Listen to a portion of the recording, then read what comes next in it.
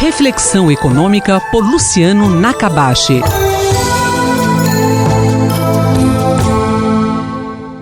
Professor, voltando ao tema da última semana, o julgamento da prisão em segunda instância foi protelado e segue indefinido. O que podemos esperar? Tudo bem, Gabriel? Eu acho que esse tema ele é muito relevante e os brasileiros precisam estar de olho nessa votação se pode ser preso após julgado e condenado na segunda instância ou se continua como era antes de 2016. Porque essa é uma votação a favor ou contra a impunidade de ricos e poderosos no Brasil, de crimes de colarinho branco, de crimes de corrupção. Então eu acho que é um passo fundamental, talvez um dos mais importantes nesses últimos anos, para que o país possa de fato se tornar sério. Eu acho que o país é sério em certos aspectos, mas não em outros. E esse é um grande exemplo, né? A gente sabe o grau de burocracia que existe na justiça, na economia de uma forma geral, na sociedade de uma forma geral, no sistema judiciário. A burocracia é excessiva, é lenta. E quando a gente olha essa questão da prisão em segunda instância, é o comum em vários países que são desenvolvidos. E não é porque está lá na Constituição de 88 que isso não pode ser alterado. Uma coisa muito interessante quando a gente olha a common law, né, dos Estados Unidos, por exemplo, é a questão de uma Constituição muito enxuta e que ela vai sendo complementada de acordo com os julgamentos que são realizados. E que funciona muito bem, acho que mais do que o nosso, que é o civil law, né, aqui no Brasil. Essa herança que a gente trouxe dos países com uma raiz latina, né? Então, é o momento do brasileiro estar olhando, que não está decidido ainda, mas existe uma certa propensão para que se volte ao que era, e os brasileiros de fato demandarem justiça, né? Uma questão de justiça social, porque que a lei vale para alguns e outros podem utilizar das várias brechas, né, para ir postergando, e muitos acabam nunca sendo punidos. E por que esse tema é tão importante? Como já ressaltado nessa própria coluna, eu acho que a questão dos incentivos, isso já existem muitas evidências nessa área de desenvolvimento econômico, da importância dos mecanismos de incentivos, das leis, para um bom funcionamento do país. E um bom funcionamento do país é um país onde existe justiça social, mas também justiça das leis, onde vai para a prisão ou se paga multas aqueles que acabam fazendo coisas que estão contra a lei, né? Eu acho que você deixar um julgamento, uma condenação para a quarta instância, a gente sabe que isso demora muito. Existem várias estratégias protelatórias por parte dos advogados.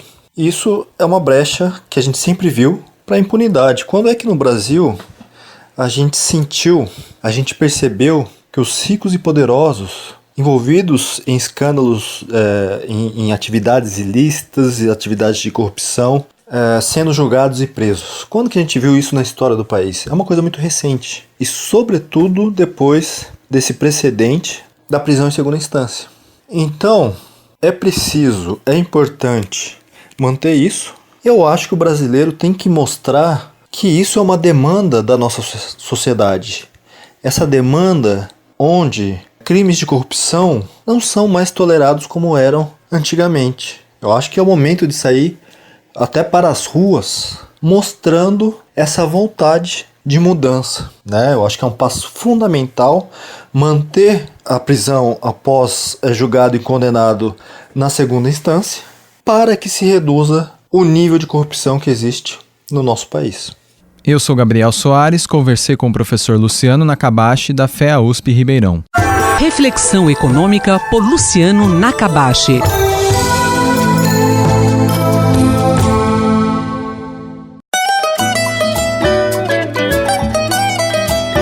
Na cultura, o centro está em toda parte, por Martin Grossmann.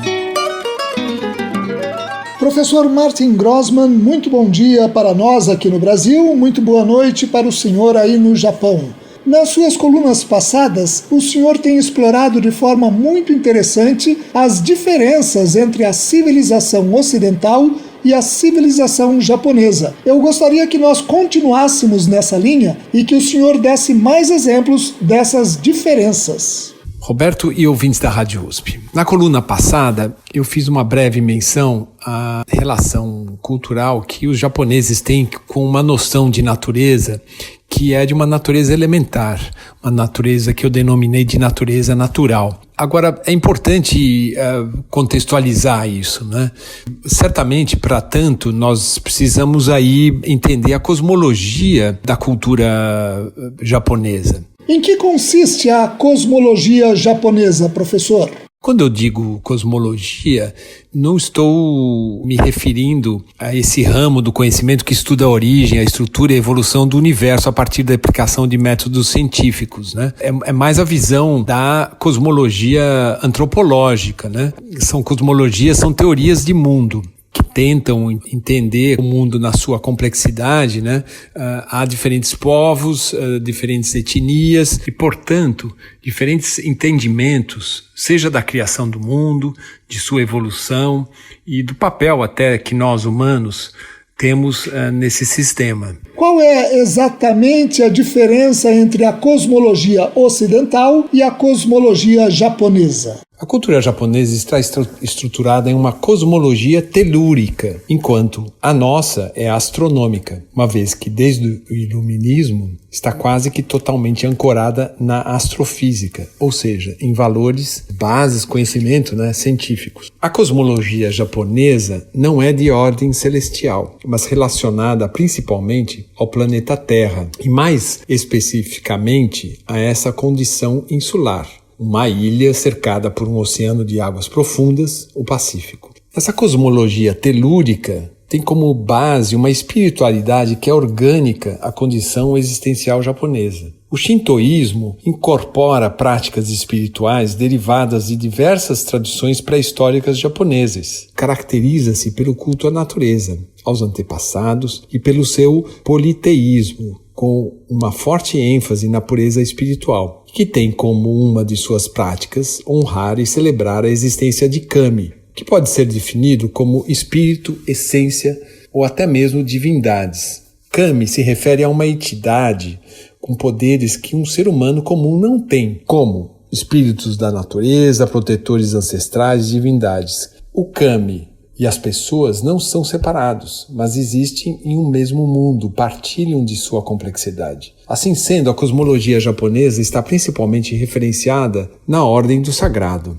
Um outro dado importante nesse entendimento é que o shintoísmo, como instituição religiosa, só se formaliza com a chegada do budismo no Japão no século VI.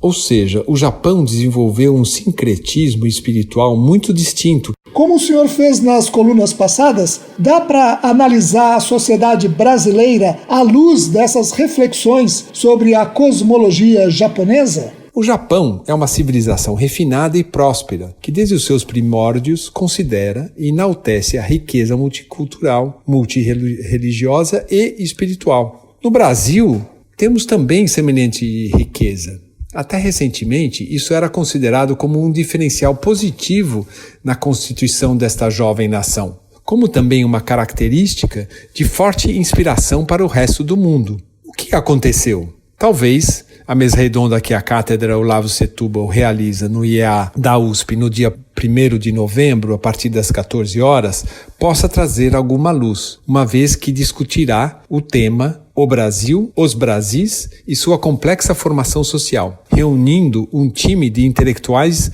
de peso. De Tóquio, no Japão, o professor Martin Grossmann conversou com Roberto Castro. Na cultura, o centro está em toda parte, por Martin Grossmann.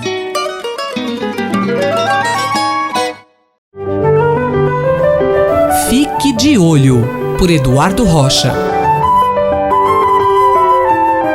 Professor, afinal, o que é a menina dos olhos? Como aparecem as uveites? Tem tratamento? Olá! Uma expressão muito utilizada na prosa e na poesia se refere à menina dos olhos. Menina dos olhos, como alguma coisa muito querida, muito apreciada, pode ser traduzida da linguagem popular como a íris e o seu pertuito central, a pupila. Íris e pupila são as representações anatômicas do que se chama menina dos olhos. E afinal, o que faz, para que serve a menina dos nossos olhos? A íris é um tecido diafragmático que controla, ao contrair e relaxar, a entrada de luz e, portanto, a nitidez das imagens. Em ambientes escuros, a pupila se dilata. Em ambientes com excesso de luz, a pupila se fecha. Também, quando estamos atentos a objetos próximos, a pupila se fecha, porque precisamos também de menos área de informação visual para entender os detalhes desse objeto que estamos avaliando de perto. A íris também, de acordo com a sua pigmentação, dá a cor dos olhos. Olhos azuis, verdes, cor de mel, cor de jabuticaba, como também decantados na prosa e na poesia, são colorações referentes à pigmentação da íris, da menina dos olhos. Tão importante quanto fazer o controle da entrada de luz nos olhos, a íris também faz a interface com o sistema de defesa. A parte interna dos olhos é muito livre de vasculatura, de células inflamatórias, para permitir, na maneira como nós interpretamos, que haja transparência, que haja espaço para caminhar a luz e, portanto, nos revelar as imagens do mundo interno. Porém, um olho inflamado na sua parte interna é através da íris que células inflamatórias, que produtos relacionados com a química da inflamação transudam e passam a preencher o conteúdo interno dos olhos. Esse tipo de problema é chamado de uveíte. Uveites podem acometer a íris em caso de trauma, doenças autoimunes ou determinadas infecções e precisarem de tratamento com anti-inflamatórios, medicações como antibióticos ou a necessidade de tratamento com medicações intraoculares. As uveites dão manifestações de dor ocular, olho vermelho, mas nesse caso a agressão, a inflamação está dentro do olho, o agente promotor está atuando dentro do olho. Daí necessidade de atenção médica rápida e muitas vezes prolongada. Assim, traduzimos nessa conversa o que a menina dos olhos significa do ponto de vista anatômico e funcional e como manifesta algumas doenças no olho, portanto, a menina dos olhos, a nossa íris e a sua pupila. Muito obrigado. Eu sou Rosimeire Talamone e nós acabamos de ouvir o professor Eduardo Rocha, da Faculdade de Medicina da USP em Ribeirão Preto. Fique de Olho, por Eduardo Rocha.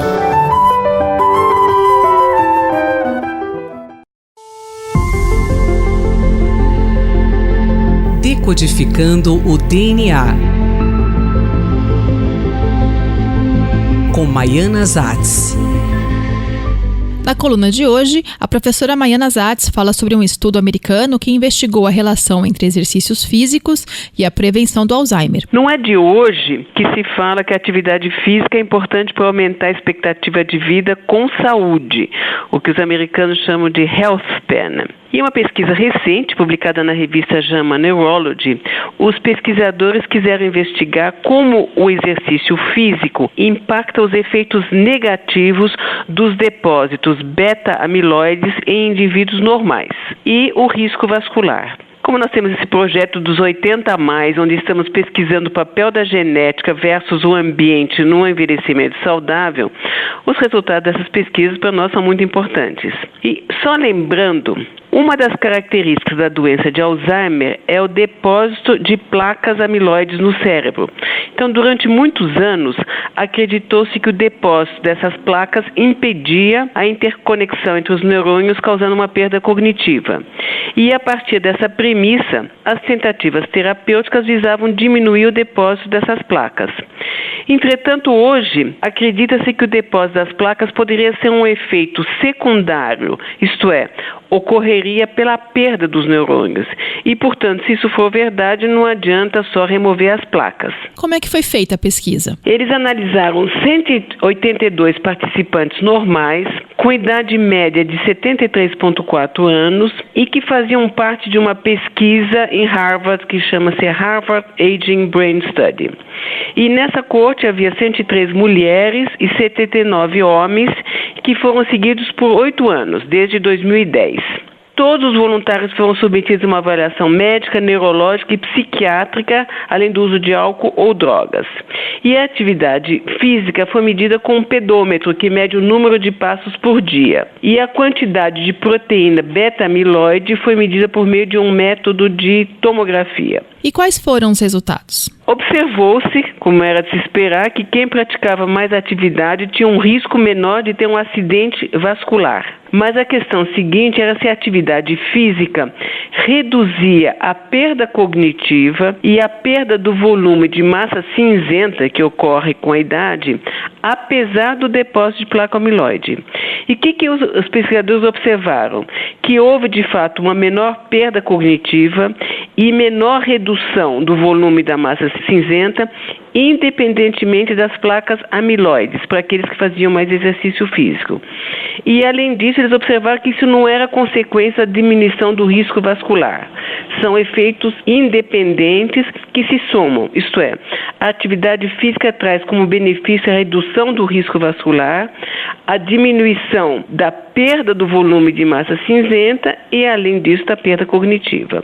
E aí a grande questão é quais são os mecanismos protetores do exercício. Se, por um lado, há cada vez mais evidências confirmando os efeitos protetores do exercício no envelhecimento saudável, os mecanismos ainda são pouco conhecidos. Dentre as diferentes hipóteses, inclui-se o aumento da circulação cerebral. E, para mim, isso acho que é um pouco intuitivo. A atividade física mantém uma circulação mais ativa e isso contribuiria para o menor risco de se romper algum vaso sanguíneo. Mas outras hipóteses seriam redução da inflamação e aumento de algumas proteínas que seriam neuroprotetoras. Mas quais são as limitações desse estudo?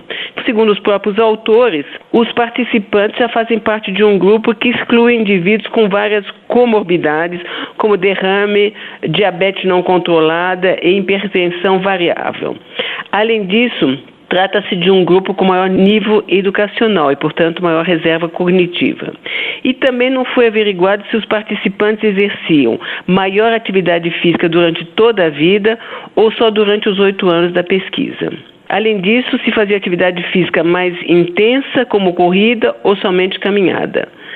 E conclui que estudos futuros, levando em conta esses fatores, serão muito importantes. Mas enquanto esses estudos estão sendo planejados, não há dúvida sobre os benefícios da atividade física. A professora Maiana Zatz conversou comigo, Fabiana Maris. Decodificando o DNA. Com Maiana Zatz.